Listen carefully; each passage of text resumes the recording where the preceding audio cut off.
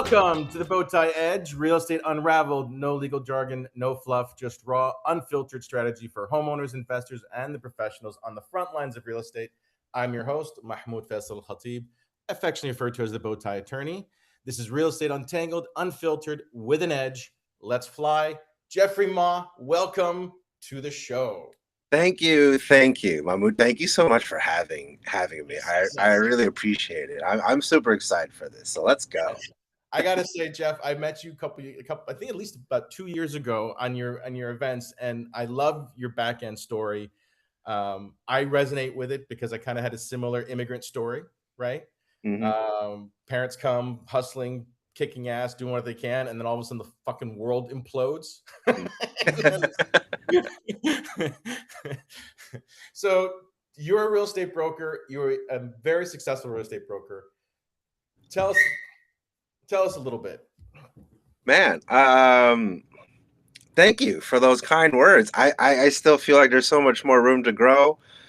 I got into real estate not wanting to be a real estate broker, but at the time I didn't know how else to get into real estate. It was, you're a broke 20-some-year-old person, and honestly, you still like I say kid because it really are. You're still you're still a damn kid trying to figure things out in this world, and something needed to change. And I had a friend approach me. He's like, "Hey, you want to get your real estate license?" I'm like, "Yeah." How much is it? Because I'm kind of broke right now. And he's like, "Oh, don't worry. It's a Groupon crash course." Yes. And I'm like, "Cool." So I called mom. "Hey, mom, I really think real estate's the way to go because we come from the restaurant industry. And if anyone knows, the restaurant industry is a grind. Your margins are thin. Terrible. You're a slave to your own business. Everyone's bitching for fucking it wrong and doing it right. And yeah." And I'm like, "Let's go." Mom gave me her credit card. I paid the Groupon, did the 90 hours, and then passed on my first time doing the exam. Nice. I'm like, let's go. And then you realize you don't know shit still. Don't know shit. Absolutely nothing. First 2 years in the business, didn't close a single deal. And hindsight, right? It's because I still had, 1.5 feet still in the restaurant and like a pinky toe in real estate, trying to figure it out. You had to burn the ships. You had to burn the ships, and you had nowhere else to go except forward. That was the thing, right? Like, so that's the funny thing. Like when you talk about burning the ships, it's like that was the feeling behind me the whole entire time. I'm like, but how do you burn the ship with your mom still standing on it? Like I'm the whole fucking family. I love you, son. I love you, son. Just the ship being the restaurant. It's just like I couldn't do that. Yeah. Couldn't do that. So, but either way, it still took me 2 years to get my first deal, and it happens to be this very house that you're seeing behind me. I love it. This is the house that we were finally able to buy again after we lost our home back in the 2008 crash. Yep. And we bought this house in 2018. It took us 10 years of building our credit back up together as a family, making money to get ourselves in a comfortable position to even afford another house. Right. And during that whole process, like, man, it was an uphill battle. It was an uphill battle. And even then, after we got the house, it's still in life. If you're doing anything significant in this life is always an uphill battle. Oh, yeah. No one promised it's going to be easy. No one said life is going to be easy. Yeah. And, but from there, the very first deal, I like to call it like the law of the first deal. Because like once you get your first deal done, it's like, oh, you have evidence that you've gone through it, that you've done a deal, and you're like, okay, now let's go, right? At the time, the restaurant was starting to do a little better, and I was doing the wrong thing. I was taking money that I was making at the restaurant to go buy Zillow leads. Because like at the time, it's just like I'm still busy at the restaurant, and I'm just like I myself was just like I still suck at prospecting even today, because like restaurant business is very different. Because you've got a massive following of people that show up to your monthly meeting, that follow you on Facebook, that follow you on your groups. Like I don't think there's a single person in the real estate industry that I've come across. And look, I'm not saying I know everybody, but I know all the people that you need to know, right? And you say Jeff Ma, and they're like, "Oh yeah, I know that guy. He's an awesome guy. I love that guy." Right? Because most people say, "Oh, I know Bowtie. He's a fucking asshole." So I mean, it's a different perspective. All attorneys are assholes, right? All of us. We're all assholes. Yes, we all have them, and we all them. Yes, that's right. Yeah.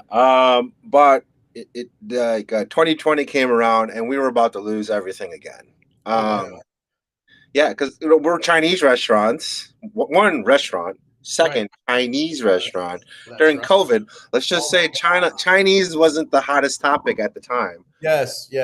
And we had two restaurants at the time. One in Old Town, Chicago. One that's still in operation in Winnetka. Oh, I didn't know that. Okay. Yeah, the one in Winnetka is 35 years this year. Wow. Yeah, that's the one I grew up in. I was washing dishes. I used to sleep underneath the cash register over there. What's the one in Winnetka called? Little Lawns. Little Lawns. Okay. Yeah, we've been there for 30, going on 35. I think we're about to. Man, we should have bought something a long time ago, but we're in where we're in, and we're looking to do another 5-year lease. Okay. So we might push to 40 years for that thing. That's awesome. But the one in Old Town, I was just opened with my dad back in 2009, and that is a battle in itself, from pretty much pit and bottom of the recession to growing it into a somewhat successful business. And 2020 came in, like, our business model was BYOB karaoke. We're a little bit infamous, right? My not me, my dad is. He's very eccentric, and unfortunately, what's the name of the one in the Old Town? Or what was it? The one in Old Town was just called Lawns Old Town. And okay. And pro tip: if you guys need a good laugh, go to Yelp. Our business page is still there. Lawns Old Town. Best worst reviews in the world. Only 5 stars and 1 star. There's no in between. If someone's in between, they had a mediocre experience. Right. But either 5 stars or 1 star. So it's just like the best raving reviews and like a book long of hate. And my dad's old school. He's it's in person. He's very eccentric. People like to party with him. Yep. So when the pandemic happened, right, obviously that part of the business is closed. And for a full year, we followed the COVID mandates. We followed everything. But after a whole year went by, you could tell everyone's like, you know what? They're trying to let loose. They're kind of relaxing some of the regulation and the mandate in Chicago. Yeah. So we had customers reaching out to us that wanted to do private parties, and my dad said, "Okay." Okay. And then someone recorded a video of him pouring shots into people's mouths, and this was early 2021, and there was 2 sides. There's 2 perspectives of COVID at the time. Right. And someone recorded it on Snapchat. Someone took the Snapchat, put it on Reddit, and now I have 1,000+ upvotes on Reddit. And now I all of a sudden have ABC, NBC, Fox, Telemundo, Univision calling me for comment. COVID spreader party, and I'm just like, oh shit, right? Awesome. And funny thing, the city gave us a warning, but then Dad didn't listen. He's just like, "Oh, we'll close the doors." And then this was at the time every typical immigrant. Wait, there's a rule? No, I'll just close the door. I'll satisfy. Get them out of my hair. And then I'm gonna go back. Open the back door. But so the funny thing is that we closed the doors for a month, and in February is when Chicago relaxed the regulations. Like, you were able to go eat inside, but you couldn't have more than 25% occupancy, and you had to wear your mask as you go to the bathroom. Right. That made perfect sense. Totally. So he had another party, and then all of a sudden, I have at that party there was about 26 people total. They said like 29, including me and the employees, right? And Dad, or even 30, I think. The article's still out there. You can find the news article out there. Chicago Block Club is the one that really blew it up. Okay. And now we had the building inspector, fire department, fire chief all showed up to the party to shut it down. Wow. They condemned the building. hit me with they hit me with $50,000 in fines, and eventually we had to close down the restaurant. I had to voluntarily revoke my own restaurant license because it was my restaurant license, not my dad's. Wow. And mom didn't tell me that she was also secretly drowning. Of course, it's the pandemic. She had $40,000 in back rent and back taxes. She thought she was going to get concessions because one of the landlords, there was two brothers, and we had a good relationship with one of the brothers, and that brother kept promising my mom, I got you, I'm going to take care of you. We're the longest running tenant in that building. Yeah. And my mom didn't have anything in writing. And then that brother got pushed out of the business, and now we have a demand letter. And here I am in the middle of everything. Like, my real estate business is barely taking off. And things got really tough. Like the 08 crash, losing the house, that was one. That was really tough. My whole world crushed, right? I graduated in 07. So right. And thinking, the world's my oyster. Maybe not. And then 2020 came, and it was just like, wow. That was a huge shift in me and the level that I needed to grow as an individual, because it's just like we didn't have a plan B. Hell, plan A was very loose. Like plan A was like, but it was just, I was working 16-hour days nonstop. I was trying to do whatever I can in real estate. We were still trying to figure out a way to work with the city to keep the city restaurant open. So we were doing remodeling on the inside too. They didn't connect the two together, did they? No, because they're two separate entities. Yeah. Okay. That was smart. Well done. Well done. Mom, and then later we find out, all right, I'm losing the restaurant and the one in the city. So now we're putting all of our focus back at my mom's restaurant. Now, granted, we've been open for 30 some years and we've never remodeled. That's how old school it was. Like 30 years. One in Chicago that's up right off the river, right? No. The one off the river is only 4 years old. Oh, I didn't know that. One in Winnetka, the one in Winnetka, we had to completely revamp it. Me and my brother went in there. We stripped 30-year-old wallpaper off the walls. We painted the walls.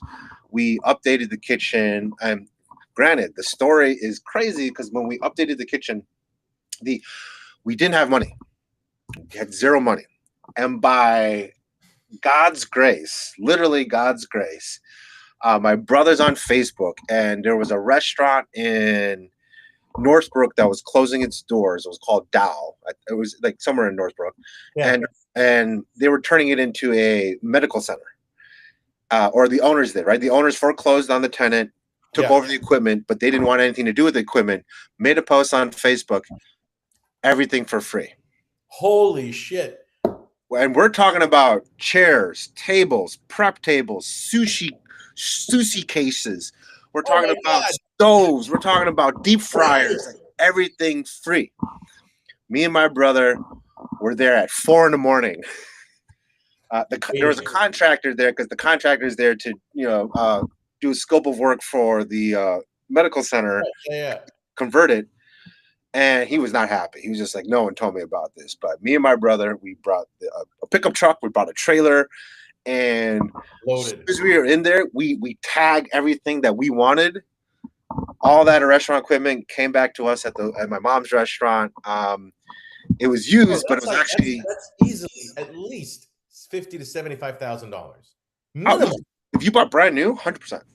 At least 100. Like, I mean, the freezers and the stoves and the HUDs and the thing and the ventilation system and oh my God. The ventilation system stayed because they're like, no, you guys don't touch that. You guys are gonna fuck some shit up. But the equipment, go. Like there was a huge line of people out there grabbing what they could, and we easily $50,000 worth of equipment. Brought it back to the restaurant, revamped my mom's kitchen, redid that kitchen. At the same time, I'm driving DoorDash because mom doesn't have enough money to pay me and my brother. I'm driving DoorDash to make ends meet. I'm still doing open houses and showings with whatever clients that I had at the moment. And it was just keep things going. And eventually the restaurant got back to mom's restaurant got back to a safe space. And then I had a year before we opened the one on the river in Right. Court. And during that year, I just went worked my ass off. Just People don't look at, they're like, everyone's like, oh, look how well he's doing. Look at success, this guy. Look how much money they're making. Look at what he's doing. And they don't realize that you're seeing the back end, yeah, like the shit that you had to go through. And I mean, those are lucky breaks, right? That's God coming in. yeah, There's just, it's just, look, you said God, I say God. I believe I have faith, right? I'm not yeah, the best Muslim in the world. I mean, yeah. yeah, right. But I do have belief, and it's amazing how right when you absolutely need it, it shows up. Shows up. So long story short, right from there, we still trying to figure out like, hey, I didn't get my license to be a real estate broker. I got my license because I wanted to start investing in real estate. Right, right. I found wholesaling. I started wholesaling. This Okay. is wholesale Chicago real estate. Yep. Shameless plug. But Yep. funny Yep. thing, I still do more business as a real estate agent. And I'm like, you know what? I gotta readjust, right? Keep focus on what was working. Wholesaling was a great way for me to understand the investment side. So like, Yep. me and my partner did our first real flip last year, and we got decimated. Two Wow. two bad contractors. Oh, Just I saw the destroyed. videos on that. You had a lot of videos of a lot of bullshit. Yeah, right. Like so, first contractor stole our money. Essentially, you started work, filed for bankruptcy. The Oh my second God. second contractor started work, and it's just like at the time my baby boy's born. So first 30 days I wasn't on site to see how things were going. I was just trusting him, sending me photos. Get there on site. I'm like, what the hell's going on? Over promised, didn't deliver one thing. Wow. He started 20 different projects, and at the end we find out he didn't pay his subs. So we're pretty sure the subs came in broken, stole all of his tools, and then took a hammer to all the walls, the kitchen cabinets, the brand new countertop. Funny thing, the appliances were there, but they were wrapped up and they didn't touch the appliances. Well, thank you. That was very kind of them. Thank you. They only touched the work that they did, because that's why I'm pretty sure it was the subcontractors.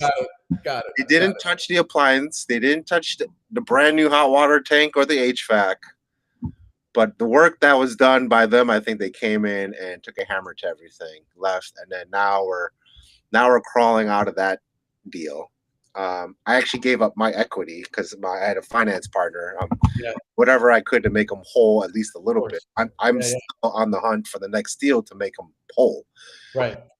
And here I am today, right? I'm focusing still on my real estate business. I'm still looking for the next wholesale or flip deal. And I'm also building out my coaching business, which is Awesome. I find everyone's getting into AI, right? And I'm focusing on like, okay, what is the 80% that we need to automate, right? Right. But there's still 20% that we should never automate. There's 20% that we need to focus on. That's personal development. That's our growth. That's your communication skills. That's your ability to connect with fucking people. Right. And too many people are wanting to outsource that because they don't want to actually do it. And it's just like, no. If you just if you let AI do everything, you're just like every other person out there with the same AI crap. Yep. If you want to differentiate yourself, you still need to put in the work, but you need to focus on what work that you can actually. The way that AI, I was talking to it and explained to me, right? It's like AI is the rocket fuel, but you don't want to put rocket fuel in a broken rocket. No, nor do you want it pointing in the wrong direction. Correct. So work on you. You are the rocket, right? You want to get to the next level. You want to get to the stratosphere. You got to work on you. So we're gonna that kind of all the things that you're doing, and apparently now you are a title agent. Yes. Yes. Ladies and gentlemen, we're gonna have a very special session today for you guys. This is gonna be a bitch fest and a ranting fest, and you're gonna get it raw, unfiltered, because here we are. So you're a title agent. I'm a title agent. I'm my very first deal. We are doing the deal together, and like when you go through all the crap as an agent, as an investor, you're learning new things. And now I'm going through the crap as a title agent. And you sent me the deal, and you're like, "We're going to be doing title," and I'm like, "Okay." He's like, "Well, I'm the title. I'm the title." I'm like, "He's the real estate broker. He's going to be." I'm like, "You know what? I'm going to get on this. I'm getting on board this ship. We're going to see where it goes." See where it goes. Like, so apparently in Cook County, Lake, Will, DuPage, and Kane will allow a real estate agent to also be the title agent on a single deal. Obviously, that does require more work on my side, but hey, I'm okay with working, as you can probably tell. What does that mean, Dave? What did you have to do differently in this deal? Or at least what were you supposed to do that you didn't do? What I was supposed to do was help clear title, right? Which is making sure getting all the documents, working with the actual title company, making sure they were supposed to get the zoning cert, the water certificate, the payoff letter, making sure we have IDs of the sellers, making sure that we had the contract, any addendums, any affidavits, making sure all the files are in order. And I wanted to know this side of the business because it's like, as an agent, you're like, I don't know what's going on. I'm just here to talk. And your seller's a corporation. Correct. So now we have to get the LLC docs, the operating agreement, the EIN letter, the certificate of good standing. It's just like, oh wow, like these are all things I knew that were part of a business, but I didn't know what was actually necessary for the title agent. Yeah. And so this is all stuff that you had essentially, both you and I know, that's what the attorney does. Yeah. Yeah. So, but then you took over and we just watched. Yeah. Have fun. Right? And then this particular deal, it was just super hairy to begin with. The buyer side, we negotiated. And then we got under contract. They did the inspection that week. They had the appraisal done that week. And then they were quiet for 3 weeks. And I followed up. Hey, is there anything on the inspection report that we need to look out for? Because this is a flipped home.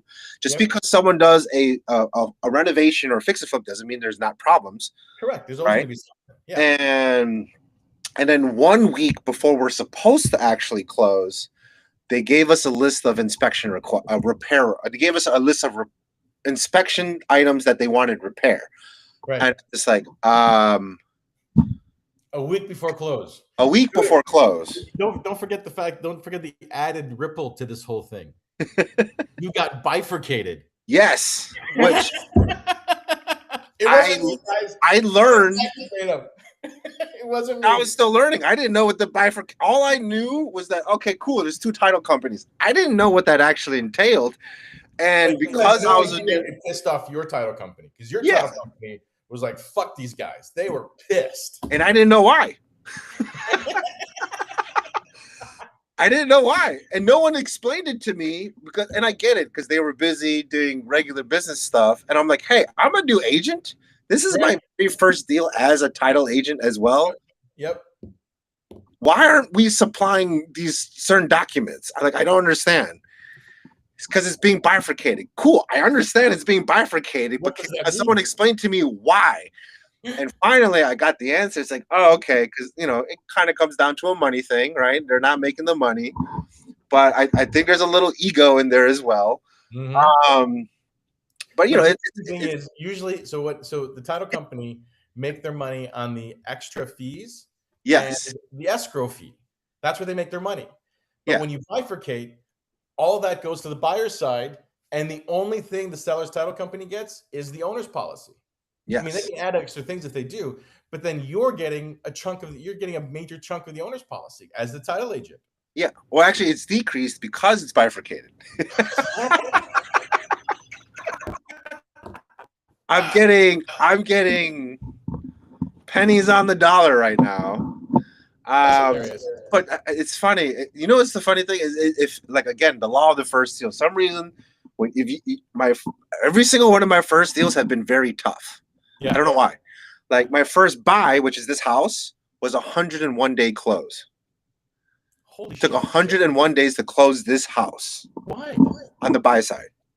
My very first listing was a two flat in Inglewood where the water line was connected to the neighbors. What? And then my very first title deal is a bifurcation. Yep. I don't know. I have a natural talent for struggle. Brought me. I didn't know anybody could have complicated shit as much as me, and then I met you. I love it. So, it was just that you got bifurcated. You pissed off your title, right? And then the buyer attorney was also getting dick by it. Ooh, 1 second, Mahmoud. For some reason, the audio is getting really choppy right now, so I don't know if it's picking up your side, but I can't hear what you're saying. Oh, right, give me a second. I think it's my side. I think I'm running out of power.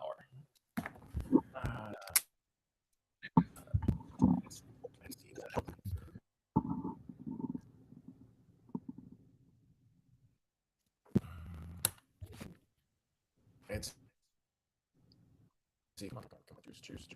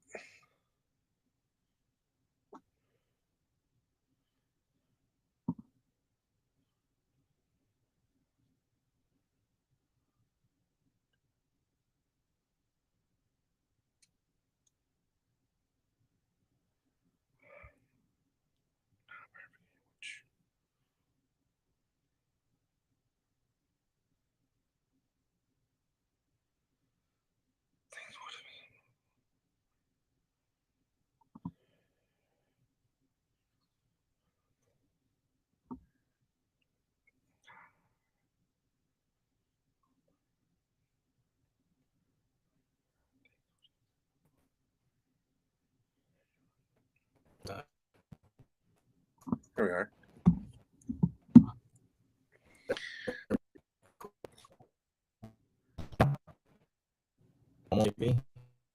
Yeah, you're still a little choppy. I don't know if it's me. Shouldn't be though. Like I definitely have a gig of internet on my side.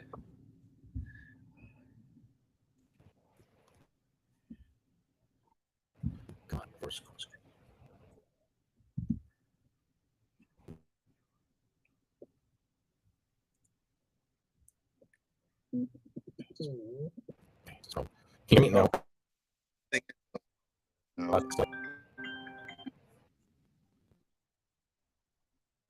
Hey Enzo, how you doing?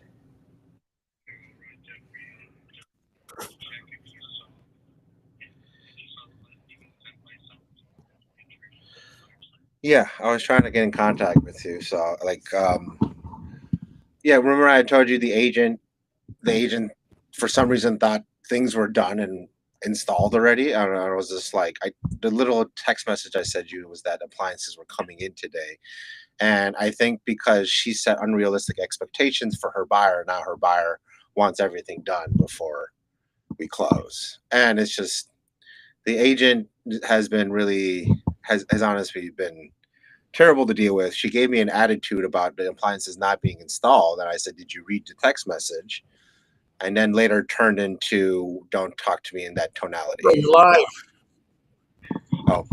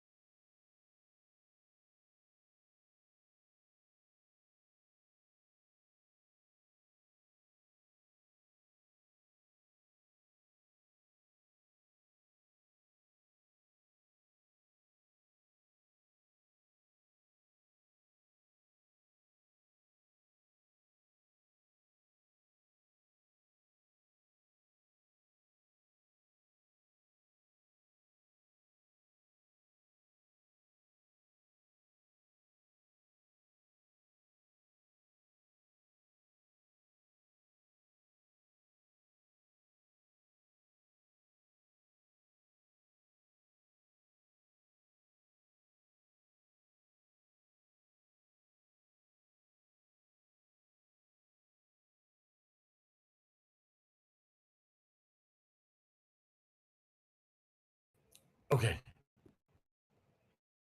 I'm back. I think. Can you hear me? Yes? Or is the internet still shitty? Okay, good.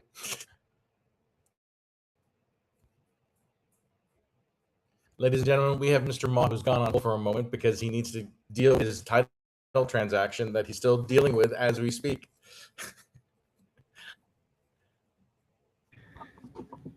Okay, apologies, everyone. Apologies. Can you hear me? I can hear you. I can hear you. Yeah. So, where did I pick off? Right. Well, anyways, I have an uncanny talent for complicated deals, Yes. and Yes. and it's unfortunate when you work with an inexperienced agents, you're expecting them to at least understand we need to keep communication going. Right. Right. And so 1 week before we're supposed to close is when we finally close out attorney review, which is like close within, like, usually closes 2 to 3 weeks ahead of time. exactly. So there's enough time to, either make repairs, whatever you agree to after attorney review. And it's just like, it's like, okay, cool. And you waited to the very end to ask these inspection requests. So now we had to extend closing. And then after we agreed, and still then, it still took you the whole weekend to sign and execute the addendum that you agreed to. And it's just like, okay, you finally executed the addendum. Now we have confirmation where we can actually go and do the things that you said you wanted done.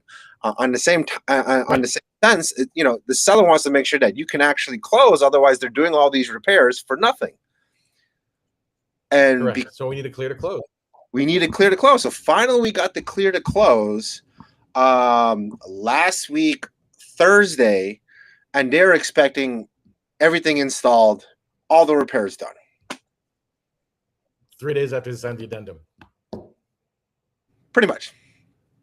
It's just like and then the buyer's agent is setting unrealistic expectations for their buyer, and that's why the buyer's upset.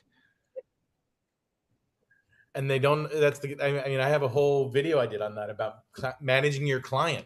If you don't know how to manage your client, you're going to end up with shitty deals. You're going to have problems, and people are unhappy. There has to be a management of the client's expectations.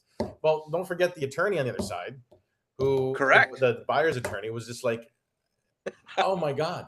Like, I don't know if he's new. I don't know what it is. But look, everybody knows that I can be an asshole, right?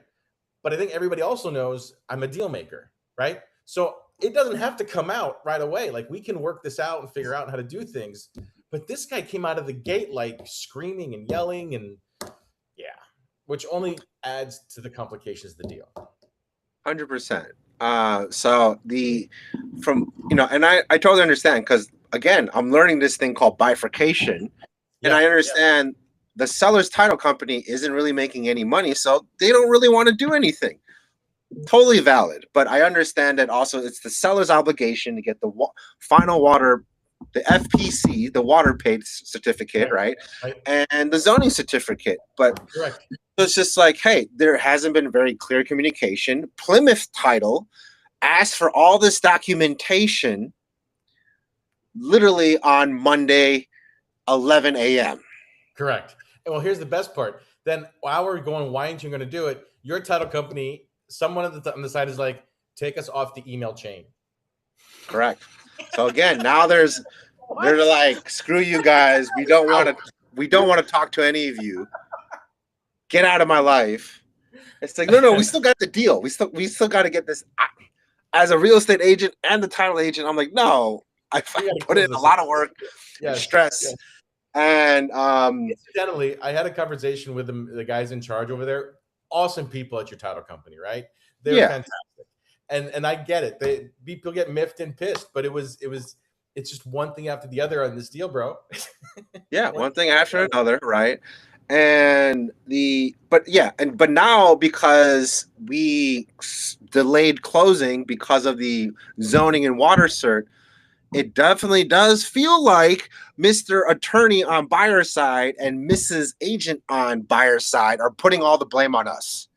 Mm-hmm. They're telling the buyer, I have without a doubt that they're telling this buyer that it's their fault. They're the reason why we fucked up. They're the reason why we took so long to do to close out attorney review. They're the reason why they didn't install and repair the things that you requested and they agreed upon when you didn't have the clear to close until last week, Thursday, which has only been 5 days. I'm sorry. Like, everyone's supposed to drop everything.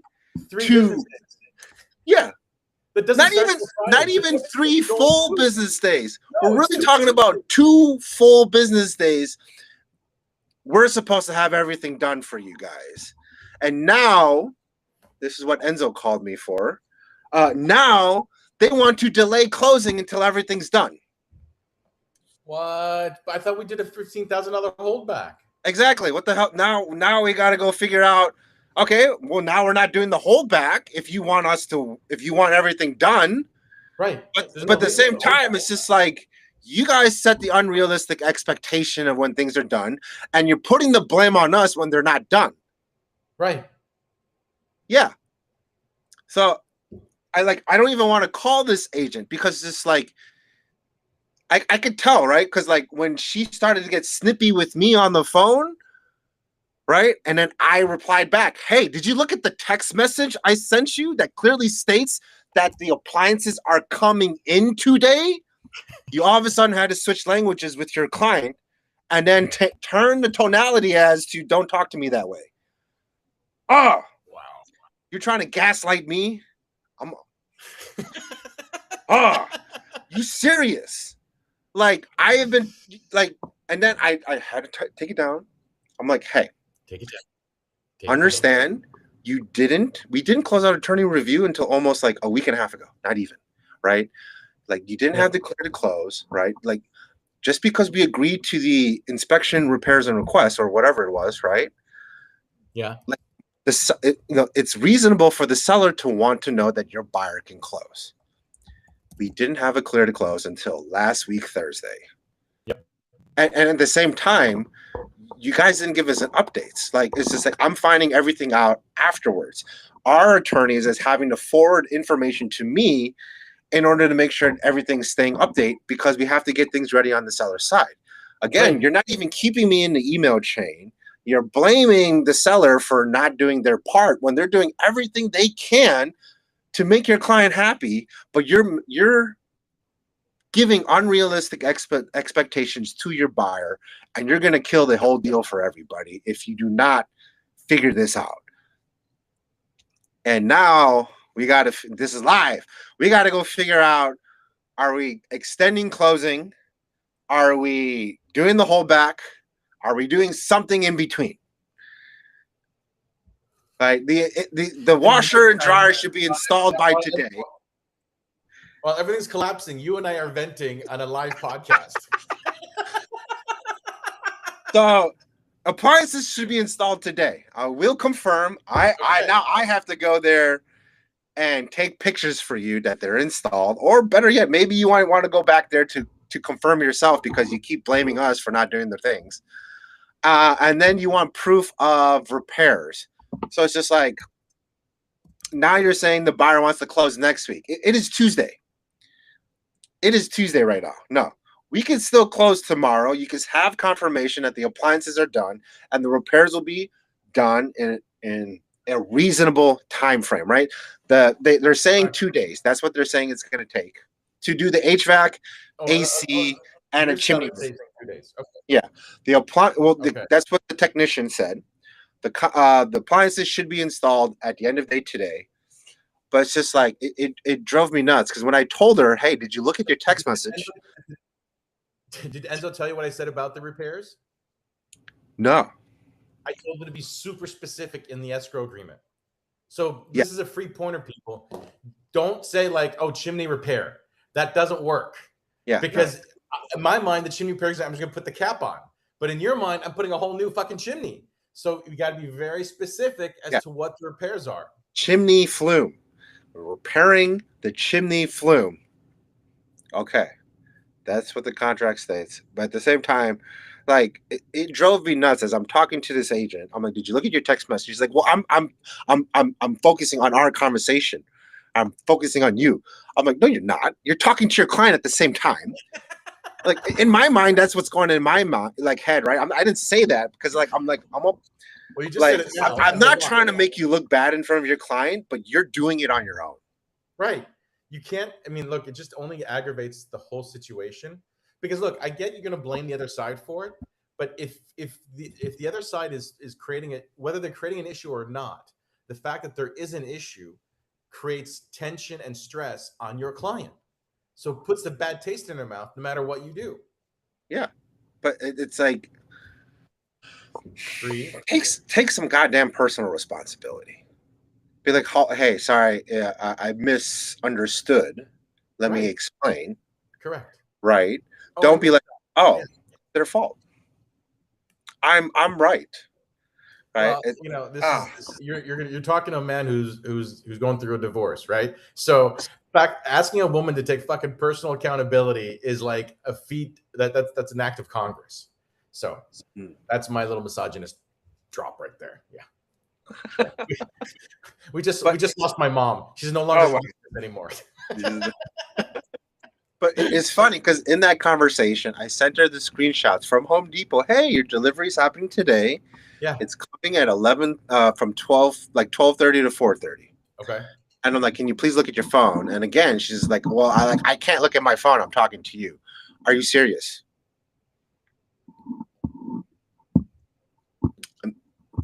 You're telling me that you've never emailed or looked on Facebook while talking to somebody?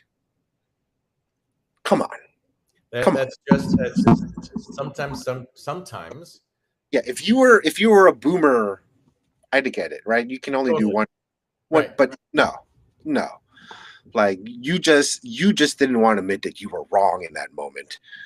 And again, you didn't want to take personal responsibility. And hey, I get it. I don't know what you're going through. You might have other things going. Totally. Right? You may And not this is make- where I'm like, I completely understand. But you still need to take personal responsibility. Yeah. You're not going to. No. That's why we Yeah. have to breathe. That's why we have to breathe.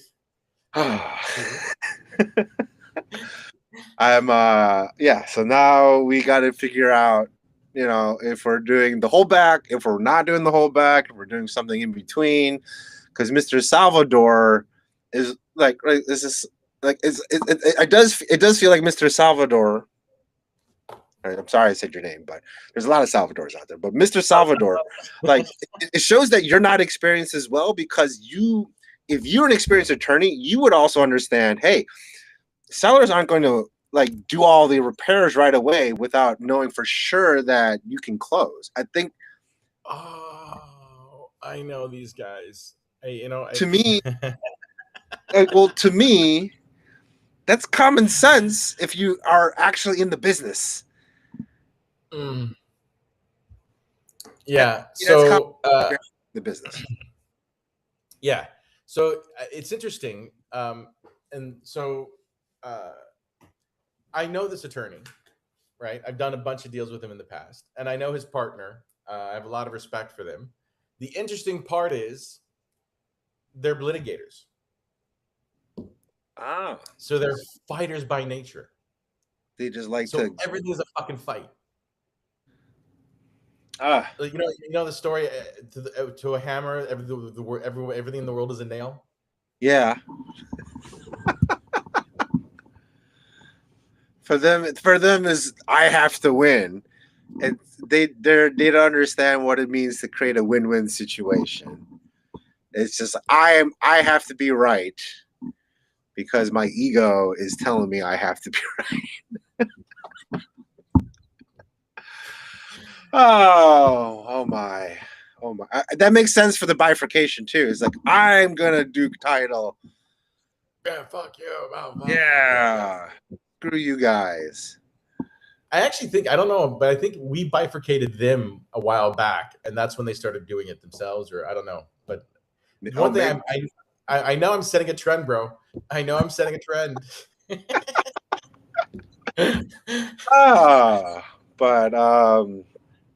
Yeah, this is just this has been a wild, and the crazy part, it's like it's always the little deals. It's not the big deal. Like the biggest deal I ever closed was $41 million, and honestly, I probably only did like 4 hours of actual work. You want to admit that because you probably made a nice fucking killer commission on that bitch. That was a good commission. Although I had to take less than half a point, that's still a really good commission. Half a point on 41 mil is a nice deal. Oh, a little less than half a point. But what was that? What was it? Is it senior housing? Was it a commercial? It was industrial warehouse in California. Wow. Yeah, I actually just got, that was my referral fee. We went 50-50. Our commission total was only 0.75. So we split 0.75, but we still walked away with 6 figures each. Yeah, it's awesome. That's awesome. 3 points would have been a lot better, but totally. How did you stumble on that deal? No, it was just a good family friend client that it ended up being a great deal. They not only leased it 5 years prior, then they wanted to buy it. So I made money on the lease and I made money on the purchase. That's awesome. Why can't I have that? Like one of those once a year is all you need. That's all you need. All you need. But we don't know it. You have to do all the other bullshit to get to that one. Yeah. Oh, Jeff, I love connecting with you. I always have fun. Why don't you tell us a little bit about your meeting that you have? What do you want? We got a monthly meeting. You must do a podcast because you got a professional fucking microphone right there. Thank you. Podcast or something, or did you get it especially for this one? Lately, I've been on a bunch of podcasts, so it's just like, you know what? I need to up my audio. Got it. I need to upgrade my studio. Yeah, I have a studio. This is all my studio. Yeah, which is really my baby boy's playroom. love it. I love it. But no, So your monthly meeting. Let's talk about your monthly meeting. Monthly meeting is the first Tuesday of each month. I did speak to Ellie. This may be our last one for a little bit. I think there's just so I have things going on. I think he's having some shifts as well. But we do plan to start it back up again sometime. So unfortunately, by the time you hear this call, it may or may not be in existence. Not in existence anymore, right? But I will be hosting a monthly workshop on AI automations. Okay. I'm calling it the 80-20 entrepreneur, the 80-20 agent, the 80-20 system. Just remember, Pareto rule, 80-20, right? It's 80-20. Focusing on how to let AI automate the 80% that we all suck at, but then focus on the 20% that we all need to get better at. Are you doing this online or is it in person? This will be online. Yeah, this is going to be all online just because it's supposed to be an actual workshop and you need to know how to actually, it'll be like, watch and do, right? I'm going to give you prompts. I'm going to give you some code. Most importantly, what I'm finding is that pro tip is if you're just prompting, you're way behind. Totally. You're way behind. If you're just doing tasks, you're still behind. You need to focus on how to create workflows. Let AI do workflows. But on top of that, the one thing I realize most people miss is that they don't have a specific profile for who they are in their business. Yep. So you're wondering why AI gives you the same answers because it's just giving you generic answers. It doesn't know who you are. It doesn't know your business. It doesn't know your values. It doesn't know your tonality, the way that you want to speak, the way that you want to communicate with the world. And in fact, most entrepreneurs don't even know that to begin with. No. They never thought about it. The cool part, I asked Claude because I had to do that. I told Claude, go through my Gmail, look at all my sent emails and how I responded, and tell me what my tone looks like. What did it give you? What did it tell you your tonality was? It told me I am a straight to business person. I don't have much fluff. It told me I sound like my English is like a second language because all of the fucking spelling mistakes I have. I'm just kidding. They didn't really say that. But he was very you're very direct, very to the point, and very clear and short. Not a lot of fluff. Which I was like, yeah, that's pretty much it. Mine described it as your street level, genuine, down to earth coach. Oh wow! You actually, I want to go see my. I think I pull up. Yeah, I guess the way I do speak, right, is very common language, right? I'm not trying to elaborate. I'm not trying to sound intelligent. I want to sound straight to the point and direct, right? And which makes sense though, right? Is especially if you wanted to build out a business, you do kind of have to speak at a third grade level. Yep, you have to. You get the ability to explain things. I learned this from my one of the partners at the firm, Damon. He's the foreclosure guy, and I always thought you had to be really eloquent and big words and bullshit. And he's like, bro, to be a good writer is to convey information to someone that they can understand it and as easy and as quickly as possible. Mm-hmm. That's good writing. I was like, absolutely. Oh yeah. Yeah. So yeah, you got to be that. So what do you want? So tell me so you're a real estate broker. You're doing this. When is your AI workshops? When do they start? The first one is going to be July 25th. I might switch to date because I know there's a couple other dates on the 25th that don't work. Well, actually, you know what? Yeah, I probably won't do it for Christmas, right? Just I got to work at the Chinese restaurant anyways. But first one's on July 25th, and honestly, I'm going to put it out right now. The next one will be August 25th as well. And then it'll be September 25th, October 25th might not work out. Son's birthday.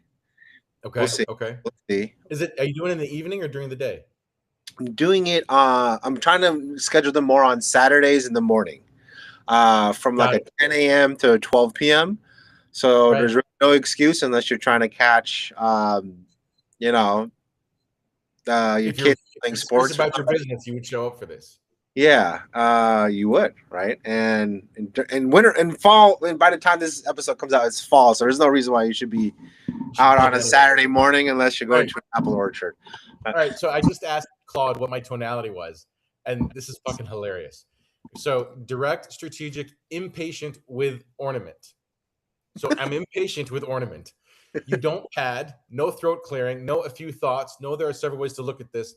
Your writing gets to the problem, the next move, which you reference frameworks by name, Hermosi, McKinsey, DSM. You were like, you don't, which signals you expect people to keep up or do their own work. The uncomfortable part, there's a coldness to it. It's not cruel, but a utilitarian efficiency that can read as transactional. You probably get labeled as intense or all business, refreshingly honest. Yeah, that's my tonality. That's hilarious. Yep, that's me. Yeah, here we go. Bullshit. All right, so what else you got going? You got these AI things on Saturdays. I love it. What do you want people to reach out to you for? How can you drum up business? What do you want? Guys, if you honestly, if you're an agent or if you're just looking to implement AI automations into your business, or at least learn how to correctly use AI, reach out to me, Jeff Ma Real Estate. You're going to be seeing a lot of things coming out. I'm going to be starting a school community as well, where people are going to actually start learning how to do these things. And then my ultimate goal is to create a community of people that want to level themselves up, right? People that understand they need to improve. They want to improve. They want to grow, right? It's not just, I want AI to do everything for me. It's just like, no. There has to be this balance of wanting to work and wanting to improve, but then also build the life that you want and live that life fully, meaningfully. And I think that's super important. That's super important. I love it. How can they get a hold of you? Again, Jeff Ma Real Estate. Instagram. I'm better on Facebook. On Facebook, aged yourself, bro. Just look for the photo like this for now. And I'm an open book. I love it. Jeffrey Ma, real estate broker, investor, AI expert, debonair, right? Title agent now. Coach. Yeah, I just investor, broker, coach. And then coach. Title agent is on the side. And coach. I love it. Jeff, thank you very much. This was fantastic. I look forward to doing more deals with you, brother. Awesome. Me too. Okay. I got clients calling me.